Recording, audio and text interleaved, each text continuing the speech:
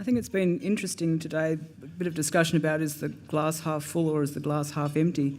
The theme of my talk is really about whatever the hand you're dealt with, how do you make the most of it, and what are the policies that will set you up to do that, whether it's opportunities for the good or negative shocks. A number of people have spoken about this today. I won't labour it. Economic growth has, income growth has slowed. Business investment remains very weak. I think the main point, though, is that there can be no expectation that growth will just bounce back to trend of 3.5% or so. And indeed, Treasury has now indicated that that may not occur. This is because we're facing several challenges, some of them very immediate and you're well aware of, and others are on the slow boil. The most immediate one is the rapid decline in the terms of trade, which again which has seen real declines in income per head. But it's just worth noting that the terms of trade still remain quite high by historical standards. The index is still over 80 compared with about 60 for the 3 decades leading up to the year 2000. The commodity price index is still pretty much well above historical trends. I'm not saying that it will go back to those levels, but you can't rule out that there's still scope for further downside. And people in this state, more than most, are acutely aware of the real economic costs and impacts of lower commodity prices in terms of trade. Exchange rate depreciation, which is consequent on that, is certainly part of the process of restructuring. It's a necessary part of the process, but it won't be enough to cushion the impacts on the resources sector itself, but it is facilitating the adjustment to other trade-exposed industries and services. The other major challenge which is also being discussed this morning, is global share market volatility and the move to negative interest rate policies in some countries, which are just highlighting uncertainty about the outlook for the global economy. Global growth and trade forecasts have continually been revised down. The IMF first predicted an uptick in 2011. We're still waiting for that. It released a report yesterday which is still pushing out sort of recovery signs. Third, the Australian budget remains in structural deficit of around $30 billion or more. Net federal government debt is approaching $300 billion. While the budget is currently forecast to return to surplus by around 2020, this depends on achieving pretty optimistic forecasts about spending reductions. It seems that as for world growth forecasts, the return to surplus keeps on getting pushed out every year. It's just a little bit further, just not yet. In addition, and this is probably more of greater concern, we know there are enormous spending pressures ahead. From the NDIS, for example, which is still an open book as to what the cost of that program will be. And also from an ageing population, the effects of which are just starting to be felt. By 2055, and that sounds like a long way away, but it's not really, 1 in 5 Australians will be 65 years or older, compared with 1 in 7 today. An ageing population drives increased spending in health, aged care, aged pensions, but it also reduces labour force participation and thus the capacity to pay for that higher spending. So that's a real structural challenge that we have to come to grips with. The 2015 intergenerational report put out by Treasury projects real spending growth of 3.1% annually over the next decades, while GDP is projected to grow at about 2.8%, well below the long-term trend. This is really what leads to a growing fiscal gap, that without action, your deficits just keep on getting bigger and bigger. Fourth, we're also facing great challenges, uncertainties and opportunities from rapid technological advances. Tony this morning said that, we've always had technological change. Of course, we've had steam trains, we've had, a whole lot of things happen. We've had the petrol engine, but it's the pace of change which is just so unprecedented. It's not only just changing how you deliver a service or something, but it's disrupting business models, business structures. I mean, even the corporate structure, I think, is probably going to be under threat from different forms of financing, etc. And it's fragmenting global supply chains hugely. The other big change is just the amount of intellectual property in the value of goods and services, and where is that produced? So it's challenging our regulatory structures, our taxation structures, because we used to be able to say this widget was produced in that country, but now most of the widget might be in somebody's head and how it's done. So while there's lots of opportunities, we need to have policy settings that allow us to adjust to these trends. And these are the things we know about. There are also the unknown unknowns, of course. So the only certainty is that change will be inevitable. What can we do about it? We can't fend it off. There's no point sort of trying to say it's not going to happen and we can stop it. We can't.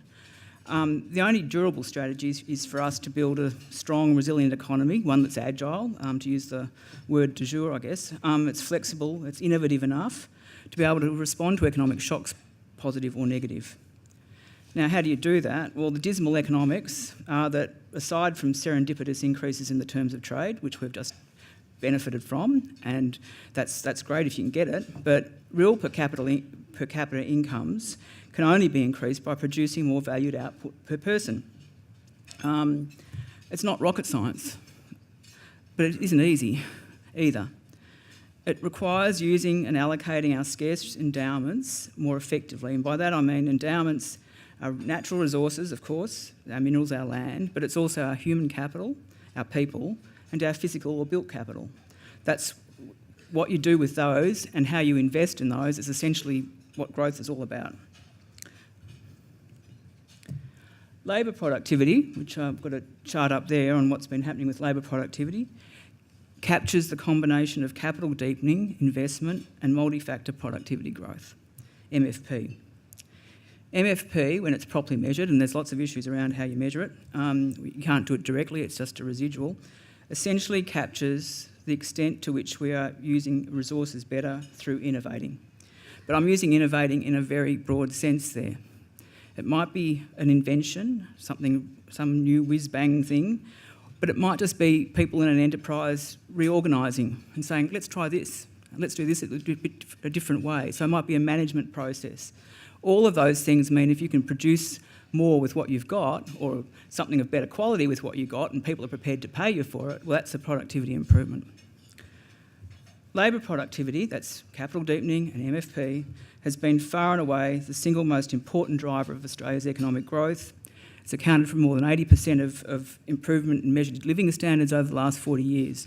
The reason that it's not closer to 100% is essentially because of the terms of trade. There's also increased labour inputs, but they've generally been pretty small, and in going into the future years will be smaller than they have been in the past because of the effect of population ageing. So that means that going forward, labour productivity will need to make an even bigger contribution and driver of income growth as terms of trade influence is reversed. But while MFP has been growing a bit in more recent times, after a period of decline, and that was largely sort of a bit of a manifestation of the mining boom and lumpy investment which have delayed sort of outputs, it still remains pretty flat, and business investment is pretty poor as well. I mean, last Friday it showed a slight positive increase in that quarter, but the outlook is the lowest it's been for a long time, and year on year it's still down by about 16%. So, how do we increase productivity? There's no single policy lever to increase productivity and growth. There's no magic way of doing this. Productivity ultimately depends on how efficiently individual enterprises produce goods and services that consumers in Australia or consumers overseas want to buy. It depends on how innovative enterprises and the people in them, how innovative they are and how much they invest. People in enterprises have to make decisions every day about what to produce, how much to produce, how many people to employ, what technology to use, whether or not to invest. But while it's ultimately people in enterprises who drive productivity, obviously they do that in an environment profoundly influenced by government policies. So government policy plays a pivotal policy in either facilitating or hindering productivity, and essentially they do that in three broad ways. They shape the incentive framework. Governments create the rules of the game through political, economic, legal institutions. They regulate markets, they regulate competition, they set laws and they set taxes.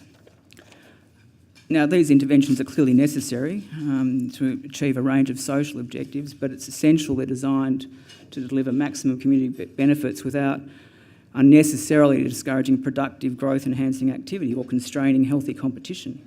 Second, governments can enable or disable enterprises being productive. even if enterprises face the right incentives, enterprises also need the flexibility to adapt to change, to reap opportunities or to sort of adjust to negative shocks. So regulations, and importantly here, things like workplace relations frameworks, need to strike the right balance between providing legitimate safeguards and enabling enterprises to be agile, efficient, and all of those new words. Ill-conceived regulations and taxes can impose large costs by obstructing efficient production choices and adjustment. Third, governments have a very important role in building economic capability. And here I'm thinking of policies to correct private underinvestment in R&D, where you've got public spillovers, or education and skills, public infrastructure and planning. These are all so that enterprises have those endowments to use. Finally, governments are also very important service providers in their own right. They directly influence productivity and growth as providers of public goods and a whole range of community services. Outlays by all governments in Australia currently total a staggering $560 billion.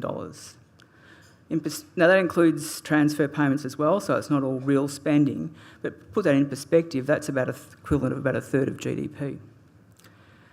So clearly, if you're talking about improving Australia's productivity and growth, you cannot ignore that part of the economy. In the paper that's in the CEDA publication, I've outlined a number of policy areas within all of these categories, but I'm just going to focus on two today: tax and government spending. We obviously have to raise taxes to fund government services, but taxes impose costs on the economy because they change behaviour. It's not the money they raise that's the problem, even though if you're paying it, you might think that's the problem. But the problem from the economy's perspective is that they discourage people from undertaking highly valuable activities. Things like investing, things like working, or taking risks.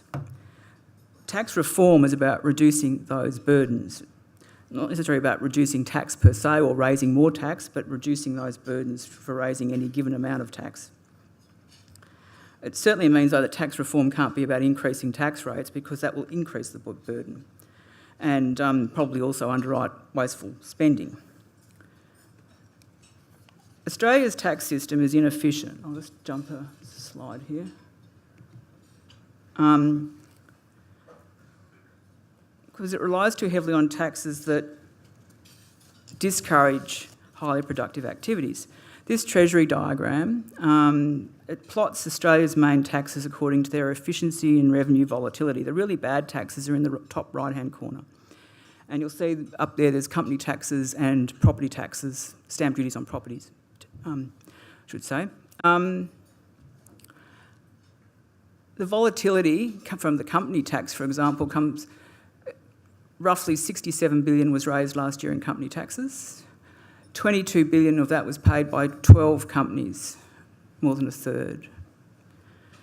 Now, BHP was the top taxpayer. This financial year, may not be paying any tax. So you can see how potentially volatile that tax base is for the federal government. And this is one area where the Treasury has, in the last few years at least, has consistently overestimated the revenues it will get from company tax, and that's driven to adjustments in the budget deficit, etc. It's not that they actually tax revenues overall are standing up pretty well, but it's relative to forecast that's been the problem for the budget. The other thing about the company tax rate is at 30%, it's well above other company tax rates around the world, in a lot of countries. The average in Asia is about 23%. The OECD average is about 25%.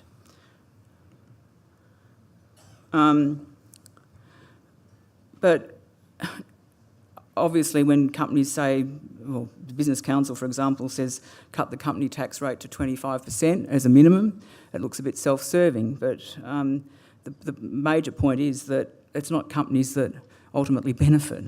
It's labour, which is probably the main beneficiary. And this is Treasury's own modelling shows this, that about 60% of the benefit goes to workers through higher incomes because of higher investment, which increases labour productivity.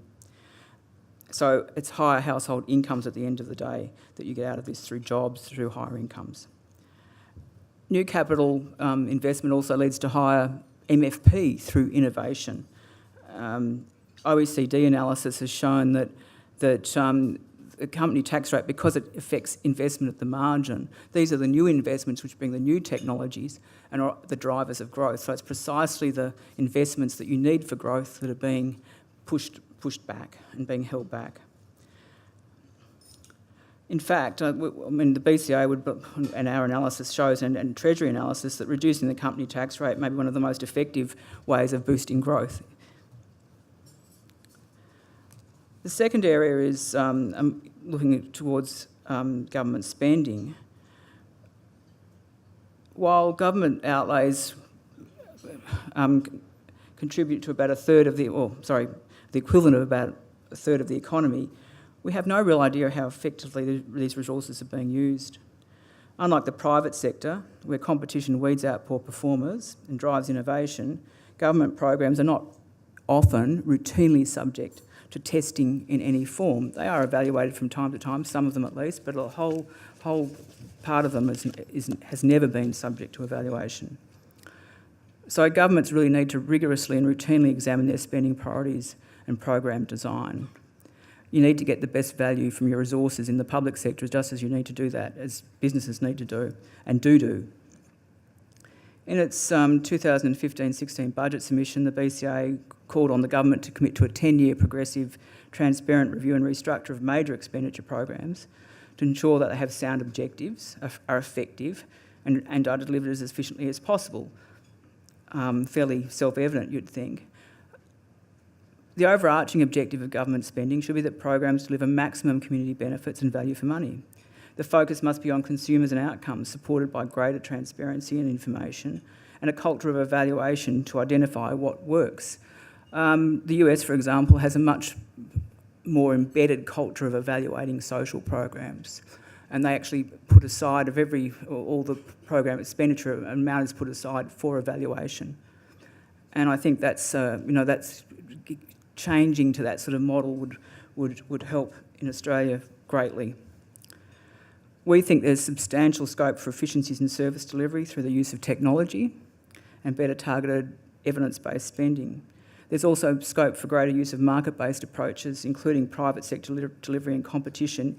In certain cases, there are limits and there are real risks, I acknowledge, but we should be sort of pushing those and exploring those boundaries all the time, because there, with private sector, you can get innovation, you can improve quality and lower costs. Just to sum up, I think we think there'll be significant growth payoff from both tax and spending reforms, but they're not the only two.